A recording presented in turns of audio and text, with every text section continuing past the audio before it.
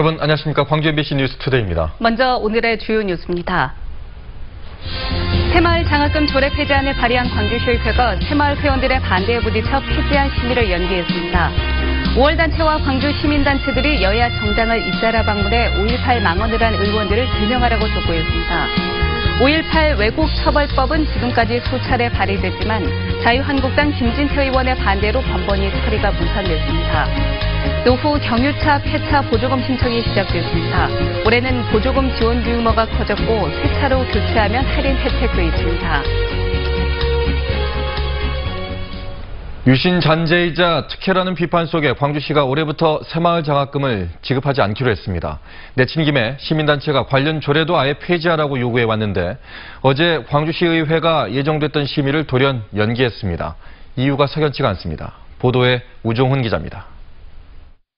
광주시의회 행정자치위원회가 새마을 장학금 조례안 폐지를 심의하는 광주시의회 복도에서 시민단체들이 양쪽으로 나뉘어 시위를 벌이고 있습니다. 조례 폐기를 요구하는 단체 회원들이 침묵 시위를 벌이는 한켠에서는 새마을회 회원들이 조례 유지를 주장하고 있습니다. 새마을 장학금 특혜 폐지 시민회의는 지방보조금 심의위원회가 이미 지난해 즉시 폐지 결정을 내린 바 있다며 올해 예산도 없어 유명무실해진 만큼 당연히 조례를 폐지해야 한다고 주장했습니다. 시민의 일반 상식을 따를 것인지 아니면 특정 단체의 이해관계에 따를 것인지를 분명하게 판단해 주실 것을 촉구합니다. 반면 광주시 새마을회 회원들은 자신들은 유신잔재나 청산돼야 할 적폐가 아니라며 그동안 지역사회에서 봉사해온 활동을 생각하면 조례 폐지는 지나치다고 폐지하더라도 대안을 마련하고 나서 해도 늦지 않다고 주장했습니다. 역대 대통령이 새마을운동을 잘못했다 치자. 그때 있었던 대한민국 국민은 전부 잘못된 사람이냐. 그건 아니지 않느냐. 광주시의회 행정자치위원회는 심의에 들어간 지 1시간 만에 심의 연기를 선언했습니다.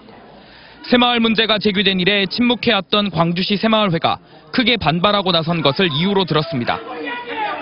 보시는 바와 같이 양측의 갈등이 너무 팽배한 것 같아서 좀 더 우리가 시간을 가지고 서로들 중지를 모아서 광주시의회는 오늘 19일 다시 상임위를 열어 조례 폐지안을 심의하기로 했습니다.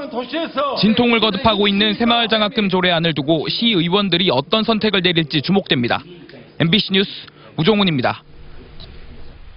광주시의회가 새마을 장학금 조례 폐지안 심의를 연기하자 시민단체가 반발했습니다. 광주시 15개 시민단체로 이루어진 시민회의는 새마을 장학금에 대한 특혜를 없애자는 여론이 높은 상황에서 조례 폐지안 심의를 연기한 건 새마을회와 이해관계를 고려했기 때문이라고 비판했습니다. 또 그동안 침묵하고 있다가 이제 와서 새마을단체가 반발하자 조례 폐지 심의를 연기한 것은 광주시의원들의 책임 회피라고 주장했습니다. 대체로 맑고 건조한 날이 이어지겠습니다. 기온은 어제에 이어 오늘도 오름세를 보이겠는데요. 오늘 광주의 한낮 기온 9도로 어제보다 2도가량 높겠습니다. 내일은 대체로 흐린 가운데 남해안에 비가 지나면서 기온이 낮아지겠고 모레 광주의 한낮 기온 5도 안팎에 머물겠습니다. 반짝 추위에 주의하셔야겠습니다. 현재 위성 영상 보시면 하늘에 구름 가득한 모습인데요. 오늘 가끔 구름 많은 날씨가 이어지겠습니다. 한편 어제 종일 기승을 부렸던 미세먼지는 밤사이 모두 해소됐습니다. 오늘 나가실 때는 미세먼지 걱정 안 하셔도 좋겠습니다. 다만 광주와 전남 11개 시군에서는 건조특보가 계속되고 있습니다. 특히 광양에서는 건조경보가 이어지고 있으니까요. 각종 화재 사고에 각별히 주의하셔야겠습니다. 날씨 정보였습니다. 김진태, 이종명, 김순례. 이른바 망원 국회의원 3인방을 규탄하기 위해서 5월 단체가 어제 국회를 항의 방문했습니다. 분노한 5월 단체 회원들은 이들을 국회에서 퇴출시키라고 요구했지만 자유한국당은 명쾌한 답을 내놓지 않았습니다. 보도에 정용욱 기자입니다. 이무리한 행진곡에 맞춰 5월 단체 관련자들이 자유한국당 앞에 집결해 상경투쟁에 나섰습니다.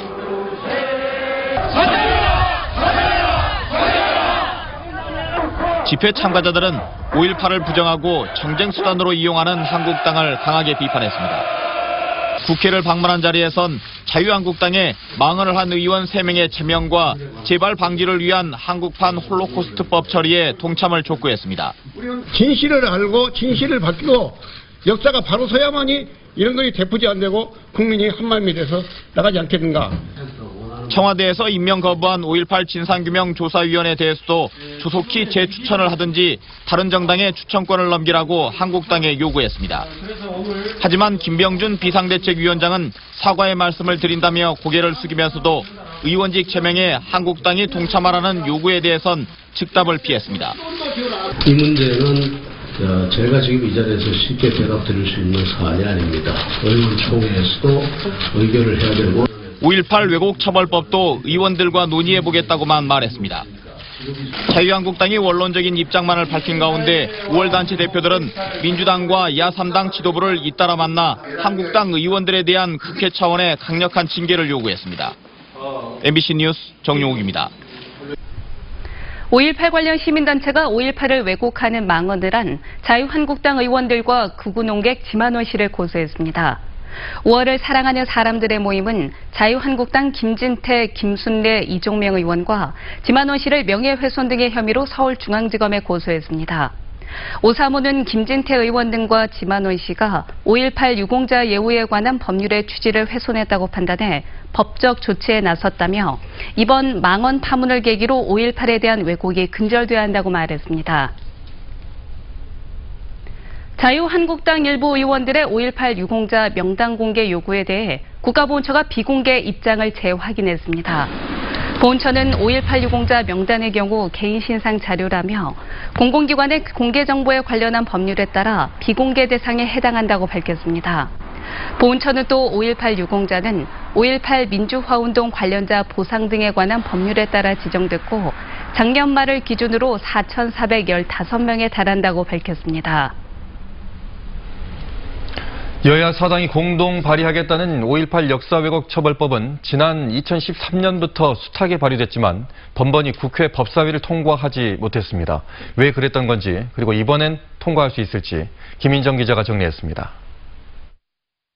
여야 사당이 5.18 역사 왜곡 처벌법을 공동 발의하기로 한 가운데 긴급 토론회가 국회에서 열렸습니다. 주 대낮 국회에서 망언을 되풀이하지 않도록 이 법을 통해서 막겠습니다. 그런데 이런 토론회는 3년 전에도 국회에서 열린 적이 있습니다.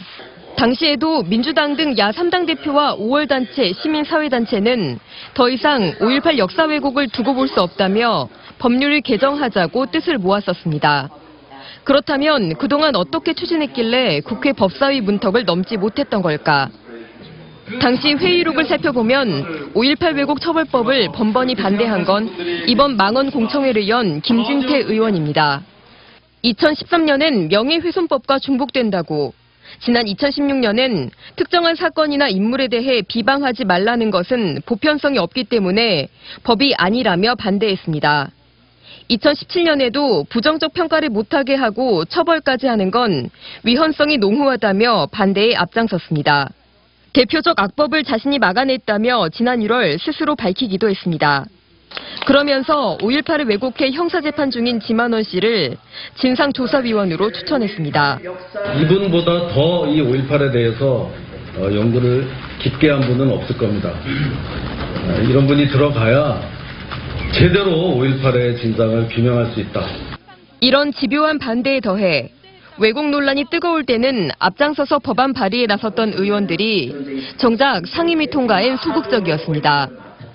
표현의 자유, 학문 연구의 자유 제한 등 5.18 역사 왜곡 처벌법 자체가 가질 수 있는 여러 가지 우려점 역시 발목을 잡은 부분입니다. 이런 점들은 세부적 보완이 필요합니다. 완충작용으로 그런 5.18 민주화운동 부인죄를 만들면 학술 연구에 필요하다면 위법성 조각사유를 하나 더 만들 필요도 있다라고 생각을 합니다. 이번 논란은 5.18 왜곡을 처벌하는 법안 마련에 일단 추진력을 실어줬습니다. 공동 발의를 합의한 민주당 등 여야 사당이 자유한국당의 반대를 넘어 실제 입법까지 속도감 있게 추진해낼지에 따라 5.18 역사 왜곡의 역사가 뒤바뀔 전망입니다. MBC 뉴스 김민정입니다. 광주 지역 학교 교과 중 상당수가 친일 인사에 의해 작곡된 것으로 나타나는 가운데 학생 독립운동의 발원지인 광주 일고도 일제잔재인 교과를 폐기하고 새로 만들기로 했습니다. 광주 일고는 최근 친일 성향으로 분류된 작곡가 이홍렬이 만든 교과를 폐기하고 임을 위한 행진곡을 작곡한 김종률 씨에게 새 교과의 작곡을 맡기기로 했습니다. 광주 일고 외에도 광주 광덕중고등학교와 광주 중앙중학교, 중앙여고 등 친일 인사에 의해 작곡된 교과를 불렀던 다른 학교들도 교과 교체를 추진하고 있습니다. 김병래 광주 남구청장이 북한의 통일진료소 개원과 광주 세계수영선수권대회 남북공동응원단을 제안했습니다. 민족화해협력 범국민협의회와 6.15 공동선언 실천 남측위원회 등과 함께 지난 12일 금강산을 방문한 김 구청장은 한반도 평화 증진을 위해 이런 제안을 했다고 말했습니다.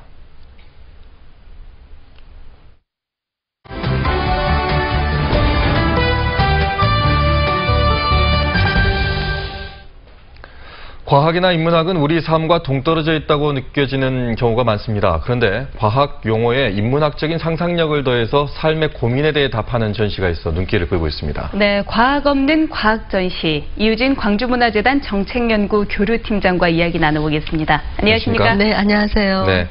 과학 없는 과학 전시 재밌는데요. 네. 네, 어떤 전시인가요? 네, 과학을 좋아하시는가요? 저는 공부로선 싫습니다.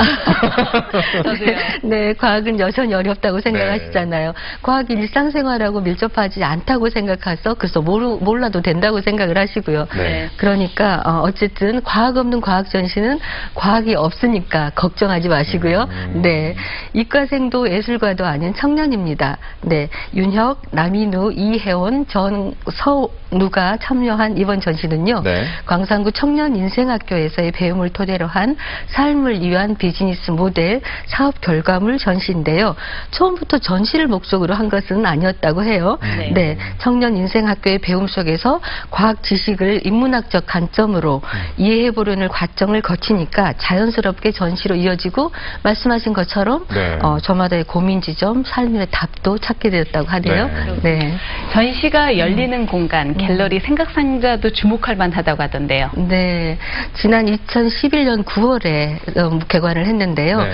갤러리 생각상자는 광주 소태동 주식회사 종이와 사람들 사옥 1층에 자리를 하고 있습니다. 치유예술가 아시죠? 주홍 작가 네. 관장이세요. 네. 네. 종이 제품 제작 유통하는 기업 주식회사 종이와 사람들이 후원하는 새로운 개념의 비영리 갤러리 대한공간입니다. 네. 네, 대한공간은 기존 미술관과 갤러리가 다루는 예술에서 벗어나서 좀 더 실험적이고 단어의 사전적 의미처럼요. 대안적인 것을 고민하고 보여주는 그런 공간이라고 할 수 있습니다. 네. 자, 이번 전시에는 그러면 어떤 전시 작품들을 볼 수가 있나요? 네, 만유인력 하면은 뉴턴. 뉴턴의 만유인력의 법칙 생각이 나시죠? 이것을 다른 관점에서 보시면요. 당신과 나 사이를 부정하지만 그런데 알고 보면 모두 끌어당김의 관계 속에 우리가 있는 것이죠. 그러니까 저희가 공부를 이런 식으로 시켰었어야 돼요. 그러니까요. 이것만 하면 쉬운 거예요. 더 깊이 들어가면 어렵죠. 네. 단열이라고 하면은 보세요. 추운 날 우리가 여러 겹의 옷을 껴입잖아요. 네. 근데 이제 이 옷과 옷 사이에 열 이동을 막는 단열 효과가 있단 말이죠. 그래서 따뜻해지잖아요. 그런데 나를 따뜻하게 하는 거는 어떤 우리 토닥토닥하는 위로의 말. 뭐 오늘 정말 수고했어. 네. 오늘 정말 힘들었지. 애썼어. 이런 어떤 말들이 담긴 메모지 4,000여 장을 이렇게 단열하듯이 의자와 벽면에 이렇게 겹겹이 붙여서 예술 작품을 만들었습니다. 진짜 따뜻하겠네요. 따뜻하게. 네. 이해가 바로바로 옵니다. 그러니까요. 네, 이런 작품들을 개념 미술이라고 하잖아요. 네, 개념 미술이라고 하는 거는 이렇게 그 속에 포함된 개념이나 관점이 미학적인 것보다 더 중요시 되는 거죠. 네, 개념 미술가 솔릿이 이런 말을 했어요. 개념 예술가의 목표는 자신의 작품 관찰자를 정신적으로 흥미롭게 하는 것이다. 라고 말이죠. 네. 그렇군요. 네. 그러면 이 말씀을 듣고 나니까요. 과학 없는 과학 전시. 이게 조금 이해가 되는데 이 잘 감상하기 위해서 조금 같이 참고할 만한 사항이 있다면 뭐가 있을까요? 네, 좀 전에 제가 개념 미술에 대해서 잠깐 말씀드렸잖아요. 네, 전시장에 가면 말씀드린 것처럼 뭐 단열, 만유인력 작품 외에도 프리즘, 가산 혼합, 구름과 함께.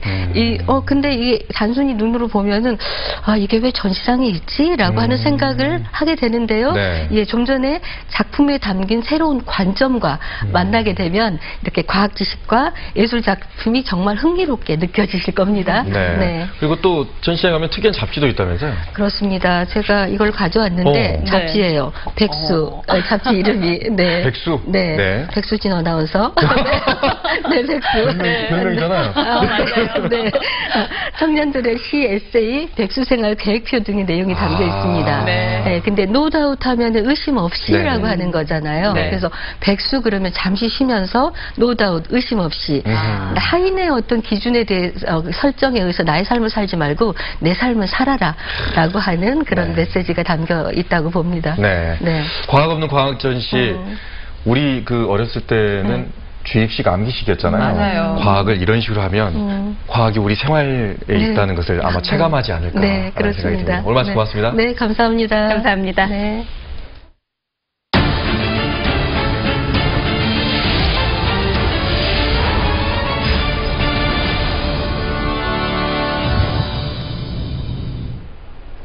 미세먼지의 주범 가운데 하나로 꼽히는 오래된 경유차를 폐차하면 보조금을 지원해주는 사업이 올해도 시행됩니다. 지원금 규모가 커진 데다 새 차로 바꾸면 할인 혜택도 누릴 수 있어서 신청 접수를 시작하자마자 지원자들이 몰리고 있습니다. 이계상 기자입니다. 광주시청 대회의실에 민원인들이 자리를 가득 채우고 있습니다. 노후 경유차 조기 폐차 지원 사업이 시작되기 무섭게 관련 부서에 보조금 신청을 하러 온 것입니다. 3월 말 이후에 확정 통보가 갈 거예요. 그 이후로 조기 폐차가 시작된대요. 보조금 지급 대상은 선착순 방식으로 결정되는 것이 아니라 오는 28일까지 신청을 접수한 뒤 일정 기준에 따라 우선순위를 결정하게 됩니다. 생계형 1톤 화물차를 LPG 차량으로 교체하는 경우가 우선 지원 대상이 되고 차량 연식이 오래되고 차량 중량이 클수록 보조금을 받을 가능성이 높습니다.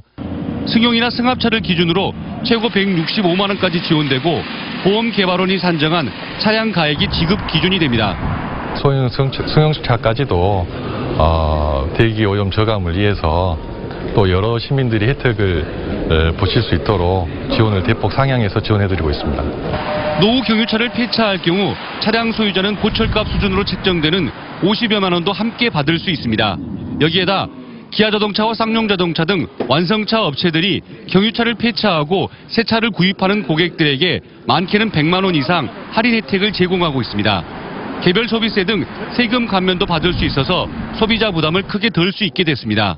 회사에서 지원하는 그런 할인 부분, 그다음에 개별 소비세 인하 혜택까지 포함하면은 100만 원 이상 혜택을 받을 수 있을 걸로 생각이 듭니다. 한편 광주 지역에서 운행 중인 10년 이상 된 노후 경유차는 3만 대가 넘는 것으로 집계됐습니다. MBC 뉴스 이계상입니다. 어제 저녁 7시쯤 보성군 노동면의 한 도로에서 80살 최모 씨가 몰던 1톤 트럭이 2m 아래 밭으로 떨어져 최 씨가 숨졌습니다. 경찰은 최 씨가 후진을 하다 밭으로 떨어진 것으로 보고 현장 목격자 등을 상대로 정확한 경위를 조사하고 있습니다. 광주시 민간공원 특례 사업 관련 공무원들이 무더기로 징계를 받게 됐습니다. 광주시 감사위원회는 민간공원 2단계 사업을 담당한 공무원들 가운데 2명은 중징계, 7명은 경징계를 요구하기로 했습니다. 감사위는 평가 문서를 유출한 의혹과 관련한 담당 과장과 계장은 중징계를 요구했지만 당시 국장은 의혹 확인에 한계가 있다는 이유로 경징계를 요구했습니다. 광주시는 조만간 인사위원회를 열어서 최종 징계 수위를 결정할 예정입니다. 광주시와 공공기관이 시행한 대형 공사장에서 부적정 사례들이 적발됐습니다. 광주시 감사위원회는 지난해 10월부터 한 달간 공사장 35곳을 감사한 결과 제1하수처리장 악취 저감 개선 사업에 불량자재가 들어왔지만 검수 처리되고 광주 에너지밸리 종합상황실 공사가 2개월간 멈췄는데도 공사 정지를 하지 않는 등 8곳에서 부적정 사례가 적발됐습니다. 감사위는 관련 공무원 14명에게 훈계와 경고 등 경징계 조치를 취했습니다. 농수축협조합장의 이런저런 비리는 잊을만 하면 한 번씩 터지는 뉴스의 단골 메뉴였죠. 조합장의 잘못된 판단이나 행동은 조합원 개개인뿐만 아니라 지역경제 공동체의 삶에도 영향을 미칠 수가 있습니다. 이것이 다음 달 13일 치러지는 전국 동시조합장 선거가 중요한 이유입니다. 김종수 기자가 보도합니다. 협동조합, 가입한 조합원들의 복지 증진과 경제적 사회적 지위 향상을 위해 꾸려진 조직체를 의미합니다. 이를 실현하기 위해 조직을 이끌어갈 조합장의 역할이 강조되고 이와 함께 책임 있는 권한이 부여되고 있습니다. 실제로 규모가 큰 지역의 조합장에게는 연봉과 판공비 등 적지 않은 액수가 지급되고 이들은 예산 편성과 인사권은 물론 수익을 냈을 때 발생하는 배당률도 정하는 등 막강한 권한 행사가 가능합니다. 그렇다면 투표권이 있는 조합원 외에도 조합장 선거에 관심을 가져야 하는 이유는 무엇일까? 이번 선거를 위탁한 각 조합 현황에 따르면 전국적으로 유권자만 260여만 명, 광주 전남에서도 44만여 명에 이르고 있습니다. 공직선거와 달리 유권자가 제한적이지만 각 협동조합이 추진하는 사업들이 국민들의 삶과 연관돼 있기 때문입니다. 각종 사회공헌활동과 함께 생산과 가공 등 경제활동이나 금융 서비스 등을 지원하고 있어 조합 발전이 지역경제 활성화로 이어질 수 있다는 것. 올바른 정책을 제시하고 실행할 조합장의 역할 못지않게 유권자들의 꼼꼼함도 요구되고 있습니다. 특히 가입된 조합이 많을 경우 유권자마다 최소 2장 이상의 투표 용지가 배분될 수 있고 후보자들의 면면을 살피는 데 시간이 촉박할 수 있어 결국 연고주의나 금품 선거로 얼룩질 수 있기 때문입니다. 과거 조합장 선거는 조합에서 자체 관리하였으나 돈 선거 등 불법이 끊이질 않았고 이런 부정적인 선거 분위기가 공직선거에까지 영향을 미쳤습니다. 그래서 국민 여론에 따라 2005년부터 선관위에서 관리하게 되었습니다. 조합장 선거가 위탁 선거로 치러지는 이유를 되짚어보고 기부행위 등 불법 선거운동을 엄단해야 하는 이유이기도 합니다. 광주 전남 200여 곳을 포함해 전국 1,300여 곳에서 치러지는 전국 동시 조합장 선거. 올바른 조합장 선출이 지역 농사노촌의 발전으로 이어질 수 있게 유권자들의 신중한 한 표가 요구되고 있습니다. MBC 뉴스 김종수입니다. 이웃 간 갈등을 주민 스스로 해결하는 광주 마을 분쟁 해결센터가 10건 중 8건 이상을 화해시키고 있습니다. 광주시에 따르면 센터는 층간 소음이나 흡연, 주차 문제 등 지난해 말까지 접수된 816건의 분쟁 가운데 692건을 해결해 85%의 화해 성사율을 기록하고 있습니다. 센터는 대화와 타협을 통해 상호 간의 문제를 해결하도록 유도하고 있고 그렇지 않은 경우엔 법률인 등의 도움을 받아 화해 절차를 진행하고 있습니다. 광주 하남 3지구 도시개발 사업이 이달 중에 완료됨에 따라서 광주시가 주민지원사업비 406억 원을 2021년까지 연차별로 지원합니다.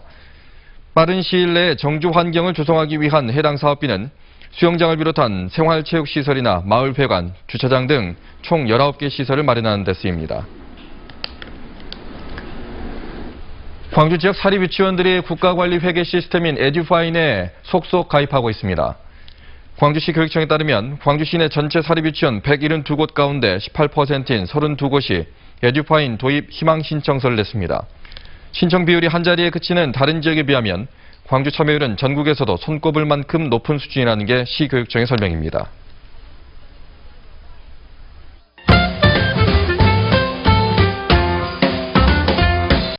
나주시에서 신혼부부들에게 결혼 장려금 100만 원을 지원하겠다고 밝혔습니다.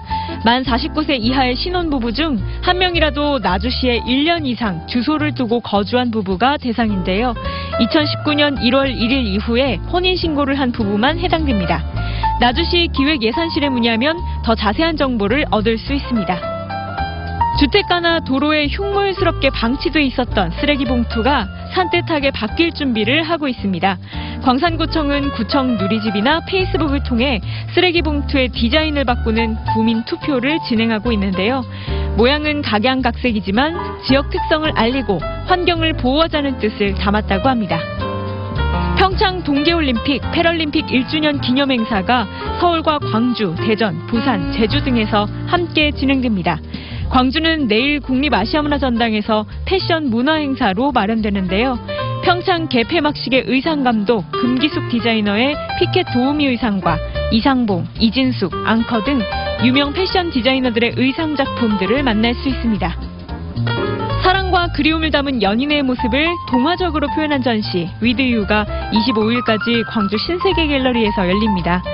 완도 출신의 중견 작가 신철이 18년 만에 전남에서 갖는 개인전이라고 하는데요. 연인과 가족과 함께 알콩달콩한 회화, 입체 작품들 감상해 보시죠.